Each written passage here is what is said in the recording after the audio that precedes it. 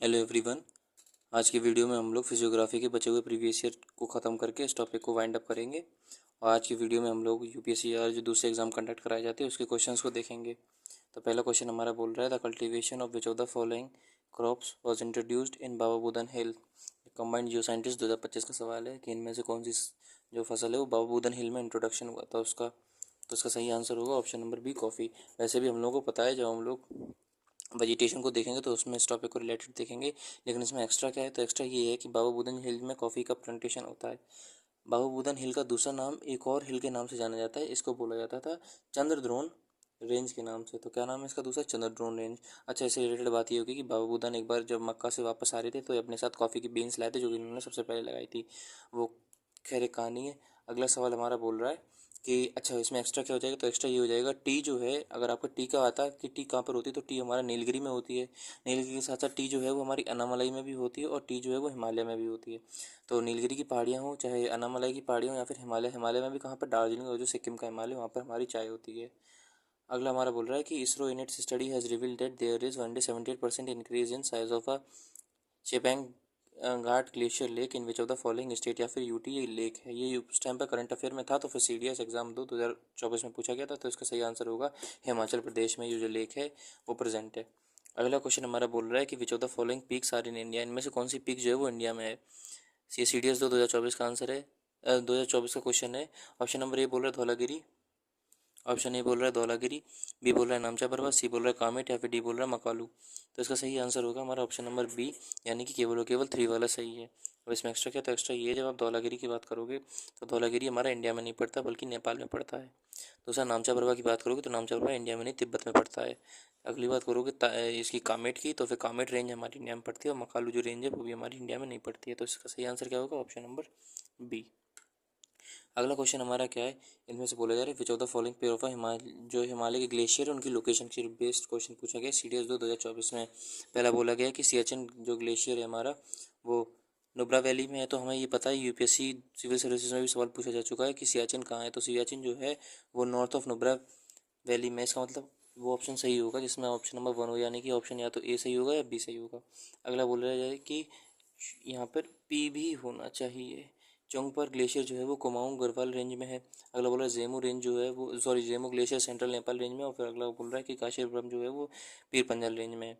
तो हम लोग को पता है इसका सही आंसर होगा हमारा ऑप्शन नंबर, इसका जो है जो सही आंसर होगा हमारा वो होगा हमारा ऑप्शन नंबर बी। अब इसमें एक्स्ट्रा क्या है, तो एक्स्ट्रा ये हो जाएगा कि पहली बात तो हमें ये समझ में आनी चाहिए कि अगर हम लोग यूपीएससी के दूसरे क्वेश्चंस को भी देख लेते हैं तो बहुत ज़्यादा प्रोबेबिलिटी होती है वो क्वेश्चन यूपीएससी सिविल सर्विसेज में भी रिपीट करे, या फिर जो सिविल सर्विसेज में क्वेश्चन पूछ लिया वो प्रोबेबिलिटी होती है कि वो दूसरे एग्जाम में रिपीट करे। क्यों? क्योंकि जो ज्योग्राफी का सेक्शन ऐसा है उसमें लिमिटेड स्कोप होता है, वो ज़्यादा अपने मन से क्वेश्चन बना नहीं सकता। जो फैक्ट हैं वो फैक्ट जितने ज़्यादा प्रैक्टिस कर लोगे उतनी ज़्यादा प्रोबेबिलिटी होगी कि आपका फैक्ट जो है वो कवर हो जाए क्वेश्चन से। अब इसमें एक्स्ट्रा बात जो है वो ये है कि जब आप जेमू ग्लेशियर को देखते हो तो जेमू ग्लेशियर जो है वो सिक्किम में आता है, और सिक्किम जो है वो सिक्किम हिमालय का पार्ट होता है, ना कि सेंट्रल हिमालय रेंज का, ना कि सेंट्रल नेपाल रेंज का होता है। और जब आप इसको गाशेरब्रह्म को देखोगे तो गाशेरब्रह्म जो है हमारा वो कराकोरम रेंज में आता है। अब हम लोग को ये देखा था कराकोरम रेंज सबसे ऊपर आती है, कराकोरम आएगी, फिर लद्दाख आएगी, जास्कर आएगी। तो कराकोरम रेंज जो होती है वो ट्रांस हिमालय का पार्ट होती है, जबकि पीर पंजाल जो है वो तो उसका पार्ट है ही नहीं। पीर पंजाल हमारा जो है वो ट्रांस हिमालय का पार्ट होता नहीं। इसका मतलब सीधी सीधी बात है, ऑप्शन नंबर 4 भी गलत है, 3 भी गलत है।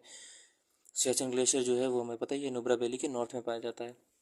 अगला सवाल क्या बोल रहा है, अगला सवाल ये बोल रहा है कि हिमालय पासेस हैं उनकी लोकेशन पूछी, उनकी रेंजेस हैं कि कौन सी रेंज में कौन सा पास है। पहला हमारा बोला जोजिला जो है वो ग्रेट हिमालय में है, फिर बनिहाल पास पीर पंजाल में, फोतुला हमारा लद्दाख रेंज में, और फिर खारदुंगला जो है वो काराकोरम रेंज में है। तो इसका सही आंसर क्या होगा, तो इसका सही आंसर जो है उसे बताने से पहले मैं एक दो बात बताऊं कि जब हम लोग इसकी फोटुला ग्लेशियर की बात करते हैं तो फोटुला ग्लेशियर जो है वो हमारा जास्कर रेंज में पड़ता है, यानी कि ऑप्शन नंबर 3 जो है वो गलत होगा, यानी कि डी वाला होने से। तो फोटुला कौन से रेंज में, कराकोरम लद्दाख जास्कर रेंज में हमारा क्या पड़ेगा, फोटुला पड़ेगा। अगली बात क्या, अगली बात ये है कि खारदुंगला जो है ये कराकोरम रेंज में नहीं पड़ता, ये लद्दाख रेंज में पड़ता है। कराकोरम लद्दाख जास्कर, यानी कि कराकोरम लद्दाख जास्कर। जब आप लद्दाख रेंज की बात करोगे तो इसमें पड़ेगा हमारा खारदुंगला। मैंने बताया था ना, जो ट्रिक मैंने ऐसे इंडिया का मैप बनाया था तो मैंने यहाँ पे बताया था कि यहाँ पे हमारा आता है सबसे पहले कराकोरम, का पास, कराकोरम के पास के नीचे खारदोंगला का पास आता है, फिर शाशीर का पास आता है, फिर पेंसिला का पास आता है, उसके बाद फिर हमारा रोहतांग पास आता है, शिपकीला पास आता है, फिर इधर हमारा माना पास आता है, फिर इधर हमारा नीति पास आता है, उसके नीचे हमारा लिपुलेख का पास आता है।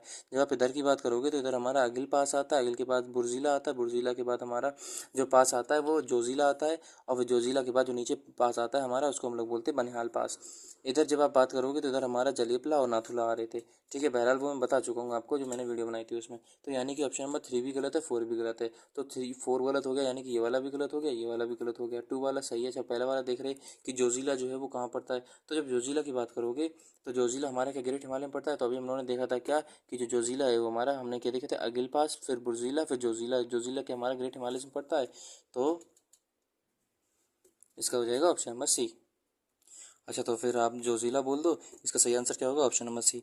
वैसे अगर आपको इसमें और स्पेसिफिकली जाना है तो एक्स्ट्रा में ये हो जाएगा कि जोजिला पास या तो आप ग्रेट हिमालय बोल दो, वो भी ठीक हो जाएगा, या फिर आप इसमें ग्रेट हिमालय में जो हमारी जास्कर रेंज होती है ना, कराकोरम लद्दाख जास्कर रेंज बोलोगे, वो भी हमारा क्या हो जाएगा, सही हो जाएगा।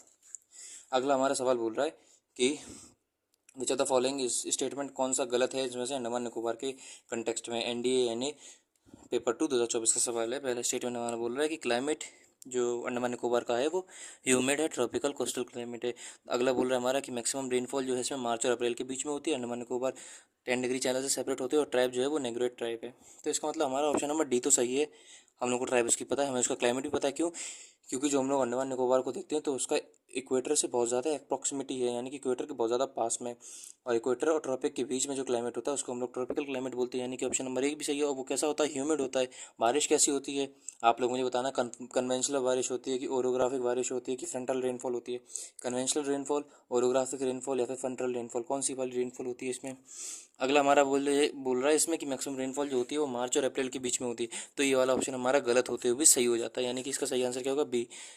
अगर हमारी बारिश जो है वो इक्वेटोरियल वाले पैटर्न को फॉलो करेगी तो इक्वेटोरियल पैटर्न में सबसे ज़्यादा बारिश जो होती है वो जून जुलाई में होती है, ना कि मार्च अप्रैल में। तो ये कॉमन सेंस से भी हमारा हो गया। अगला हमारा सवाल जो है वो CAPF असिस्टेंट कमांडेंट 2023 का है। इसमें बोल रहा है कि इसमें ये बोला जा रहा है हमसे कि स्टेटमेंट हमें देखने और ये बताना इनमें से कौन सा सही है। कि great plains are form by the basin of 3 river system, जो कि इंडस, गंगा, ब्रह्मपुत्र। बिल्कुल सही बात है, हमें पता है कि ग्रेट प्लेन जो थे वो सबसे पहले वहाँ पे बहुत बड़ा क्या था, गड्ढा था, बहुत बड़ा डिप्रेशन था, जो कि बाद में नदियों द्वारा फिल किया गया था। कौन कौन सी, गंगा, इंडस और ब्रह्मपुत्र। अगला हमारा बोल रहा है कि they are one of the most densely populated, ये बात सही है भैया, बहुत ज़्यादा आबादी है। और फिर between Yamuna and Delhi and bay of Bengal nearly 1600 kilometre away है, and there is a drop of 200 metre in elevation. यानी कि सीधी सीधी बात है, सारे ऑप्शन हमारे सही हैं। अब एक्स्ट्रा क्वेश्चन क्या है, तो एक्स्ट्रा क्वेश्चन और निकाल दे रहा हूँ मैं कि when you travel in Himalayas you will see the following. 2012 का सवाल है कि जब हिमालय में जाते हो तो सिंपल चीज़ आपसे बोल दिया गया कि इनमें से कौन सी बातें जो है वो हिमालय के एविडेंस है यंग फॉल माउंटेन के बेसिस पे। तो पहला है कि डीप गोजेस का फॉर्म होगा, सही बात है। यू टर्न रिवर कोर्सेज का होगा, पैरेलल माउंटेन रेंजेस होंगे, हमें पता है ये हिमालय में सही है। और स्टीप ग्रेडियंट है, हमें पता था हिमालय की जब आप बात करोगे तो यहाँ पे स्टीप ग्रेडियंट है, जबकि आप साउथ में डेक्कन की बात करोगे तो यहाँ पे हमारा ग्रेडियंट कैसा था, बहुत ही ज़्यादा।